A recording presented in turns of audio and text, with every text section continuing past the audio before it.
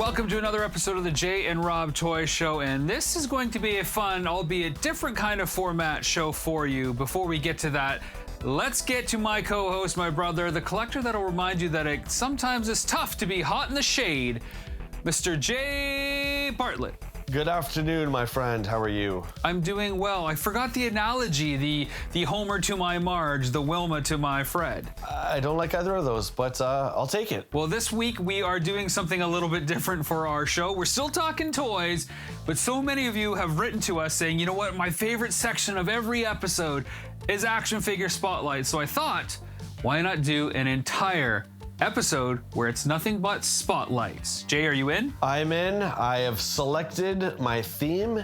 I have selected my figures, and I don't think it's going to be very hard for everyone out there or yourself to guess, but we're going to have fun nonetheless. Well, let's get going. Well, we had to start this episode with that familiar sound, of course, because it is spotlight from beginning to end. But as Jay said, we're doing spotlights with a theme. Now, we each have a couple different figures that we're gonna showcase, and it's up to the other person to guess what the theme is that connects all the dots. So Jay, why don't you go first with your first figure? I have a feeling as soon as I show you my first one, you're gonna be able to guess the theme, but here we go. So this is my Princess of Power, Masters of the Universe, Classics She-Ra. I don't have many classics. This is one that you've razzed me about for quite a long time now, because I should open her and free her from the carbonite. I cannot, my friend. She was very expensive as I was late to the Classics game, but it's no secret that I love She-Ra. She's my favorite character next to Adora, and this is probably the greatest version of She-Ra in my opinion, although the Club Grayskull one is a close second.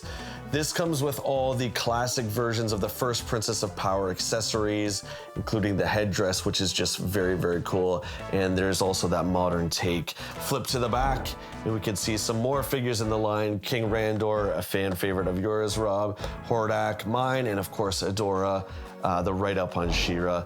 The packaging on Classics is so phenomenal to me that I cannot open her without getting two.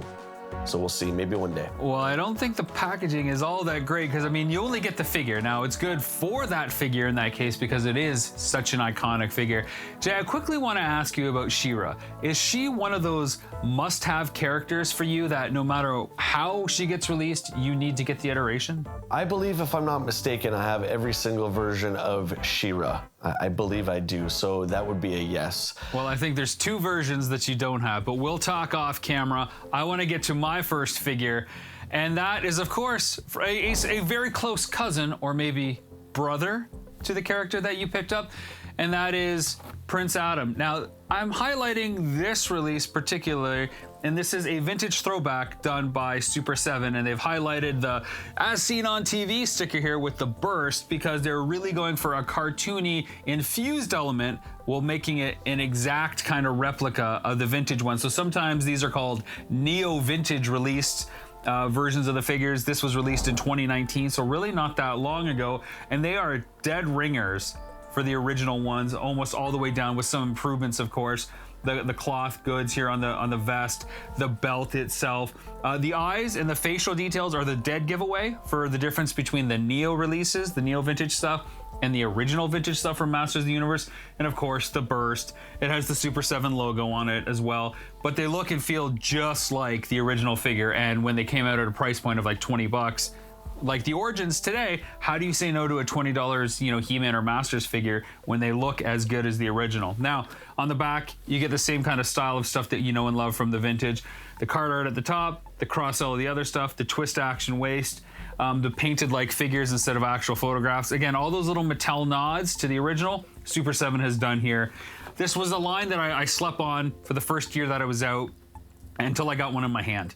And then I was like, oh God, I gotta get some of these. And then when the line got canceled, I realized I could basically get the entire run for next to nothing because they were all still retail price. So I picked them all up, cool. And they're all basically on my wall, and I like them a lot. But I'm highlighting Prince Adam for the sake of my theme, and we'll see if you can figure out why as the figures go on. So you've picked your favorite Masters of the Universe character as your first show and tell item.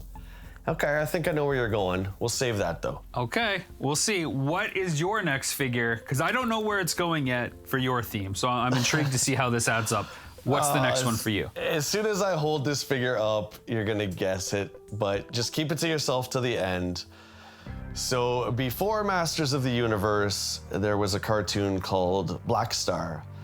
And Black Star was around, if you can even believe it, before HeMan. And what's interesting about the Black Star toy line is because of the success of Masters of the Universe, Galoob decided to put these out around the same time. Unfortunately, it was too little too late because Black Star only ever got 12 episodes, and by then everyone had moved on over to HeMan. Nonetheless, this is the hero of Black Star, John Blackstar himself. Now, a lot of people dislike the Black Star line. They are beefy like HeMan, but they lack the posing capability and they're just not as cool. However, I do find John Blackstar himself to be quite charming. I really did enjoy those 12 short episodes that we got of the cartoon. And the Star Sword and the Power Sword also come together, although the toy versions don't. But what's really cool about the Black Star accessories, most of them glow in the dark. So if you had to turn the lights off, of course you have to charge it in the light a little bit. As soon as you turn the lights off, this baby glows and it looks really cool. And it's just really futuristic looking. I've always loved the sword design of Black Star. I think I even like it better than Masters. I know, but that's just me. He comes with a little sheath, stick it right in, and each Black Star figure, the heroes came with one of 7 different Trobbits. There he is. You know, even with you holding up Black Star, I'm still not sure what your theme might be. I'm going off in a couple different directions in my head right now to try to piece it together. I'm probably overthinking it, but I still don't know yet. So we'll see if you can get closer on my theme as we go with my next figure. Are you ready? Yes, you're a tricky one. You're a wily one, so yeah, I'm waiting. Let's see it. Okay, so my next figure is none other than the spirit of Splinter for the TMNT movie line from NECA. Now, this was a Loot Crate exclusive, came out in 2020. It's not glow in the dark. It is translucent and it has that spirit kind of like plastic like we had seen with Obi-Wan before from Power of the Force 2. It comes with some marshmallows. It's a cool figure. I really like it a lot. I had this version of Splinter before I was even able to get the regular release because, again, it was rare. And I had to get it because it was rare and I had, you know, that window of opportunity on Loot Crate to be a part of it. And it is just a neat figure from a very specific scene in the movie where the turtles find the courage that they need to move on. And it's cool to be part of my collection now. Of course, still in package. So that is the nice thing about this. And I'll never open it, and I don't have the money for a rule of 2 on this one. So this will stay sealed forever. But Splinter, the spirit of Splinter anyways, for my second figure. And that's fair, and you know what? I'm not gonna razz you about opening Splinter the way you razz me about She-Ra, so let's just move on from there. And I have no clue as to what your theme is at all, so let's continue. All right, Jay, what is your next figure to showcase for our all action figure spotlight episode? Well, I've got a little wily myself, my friends, and I thought I would throw this one in because I think you know where I'm going, and I'm gonna put this in and kind of throw a monkey wrench in there and maybe derail your thoughts and your plans. Anyway, this is the Lone Ranger by Gabriel, okay? Now, this is a figure that came out to go alongside the Legend of the Lone Ranger live action movie and the New Adventures of the Lone Ranger, the cartoon. So this toy line is kind of for both, if you will. There was also New Adventures of Zorro that came out at the same time as well. I sadly don't have his little pistols. He is a 3.75 inch. But I love the Lone Ranger. He was always a favorite of my mom's and my grandpa's, so it's kind of like a family thing as well. And he's articulated pretty much like a Kenner figure, but he has a little handkerchief and a little mask, and I just think he's so cool. I used to have this entire line. I used to have Tonto, and I used to have Silver and Scout, and everyone. You remember Butch Cavendish? That was Christopher Lloyd in the movie. Remember that? So cool. I do, and I remember the cartoon show very well, and it's interesting that you caught onto the Zorro combination as well, because that was Yeah. the only Filmation series where the production was done outside of America. A black mark on them, because they'd always said we'd keep production there, but they had committed to too much that year. But they paired it with the Lone Ranger, and it was really successful because they were really well-known literary characters. Yeah, just don't worry about what you just said. Don't worry about that. Anyway, that's the Lone Ranger. That's my third pick, and hopefully you haven't given anything away. You might be smarter than I give you credit for. I don't know, to be honest. I mean, you've picked She-Ra, and you've picked Black Star, and you've got the Lone Ranger. I thought you were doing something with swords at first. I thought you were doing something maybe, you know, connected in some way to He-Man, but I don't know yet.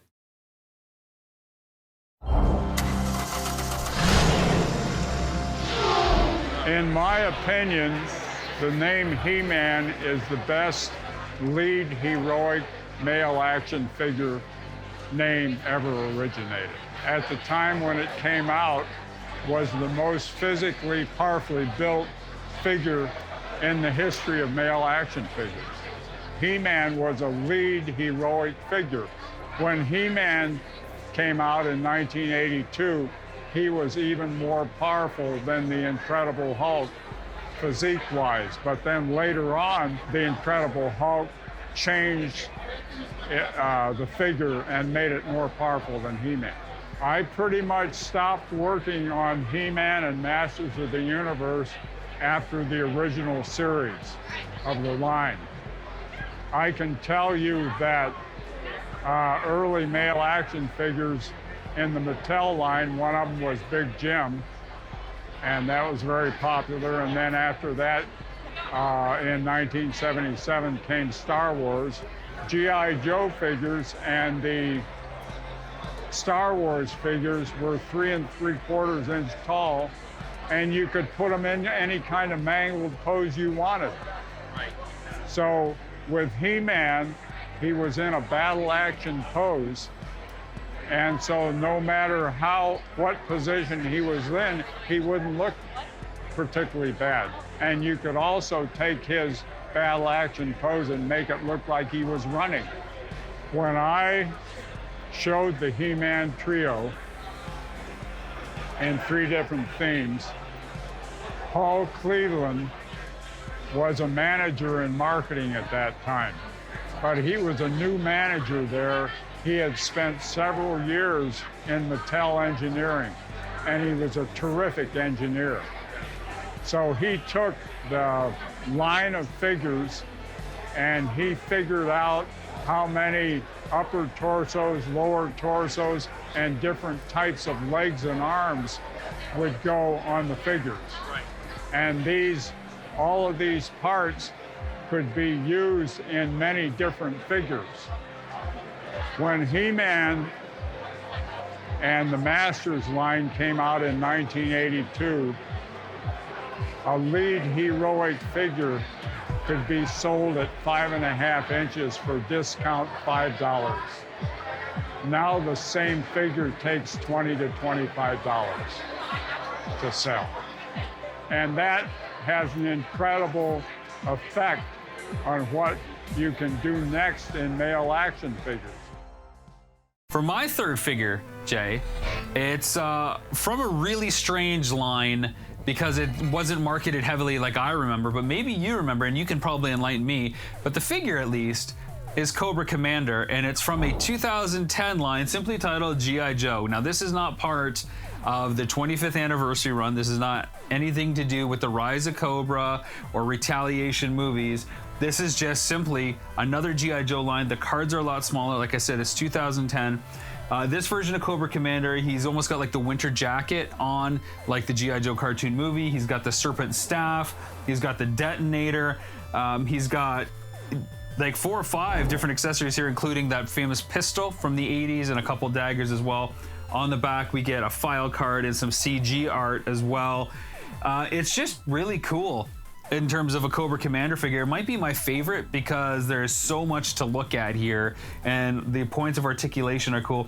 However, his one foot bends differently than the other one. Like, one has further articulation and can go all the way down, but the other one can't. It's stuck. It's a really weird design choice, and I'm not sure why, but the little knife, the sword, the staff, the gun, the detonator, make this maybe one of the coolest Cobra Commander figures ever released. I agree with you. I have him loose, and I also agree that he's hard to stand. I was trying to shoot him a couple of years ago, and I had to get one of those invisible boundaries that you couldn't see, right? Sneaky photography stuff, but I couldn't get him to stand. All right, Jay, let's move on. I want to see your last figure of our action figure spotlight packed episode, and I'm hoping this gives me a hint of what your theme is. If you don't get it just by me showing you this figure, then I've genuinely stumped you. I don't think I have. I think you're being kind. But at any rate, this is one of the main villains in a little cartoon called Brave Star. This is Thunderstick, also one of the rarest in the line to find complete and in good shape. I was lucky enough that these guys were stored in my mom's basement for many, many years, and I was unaware of them until recently. So you can tell I didn't play with them much. The cartoon was very short-lived, and but just take a look at him. He's absolutely gorgeous. The vac metalized chrome on the face. The hat is removable. Hats in Brave Star don't mix. Most times you find a Brave Star figure, the cowboy hat is always missing for the most part. He's got a cool little gimmick here, so his cloak comes off and you can fold his gun in, and you're ready? Here we go. You're ready? Here we go. Whoa, isn't that cool? It's just, it's Masters of the Universe with cowboys, right? So you have swords and sorcery meets technology of the Old West. And it's just one of the coolest, one of the most underrated toy lines and shows ever. See, I'm still confused on what your theme could be, Jay. Like, there's no consistent decade. You have something that came out, I guess, Black Star, the figures came out in the 80s, but the show came out in the 70s, so I'm not sure if you're trying to say lesser known lines, because She-Ra was not a lesser known line. They are all main characters, so it could be just main characters of your favorite kind of stuff out there. Come on. I did mention the Filmation thing, so I'm thinking the wrench was supposed to be Lone Ranger, but I may have come up with that. But then you also have a villain in there, so maybe you're trying to do like heroes and a villain or something like that, or maybe there's a Christopher Lloyd connection to all these things. I don't know.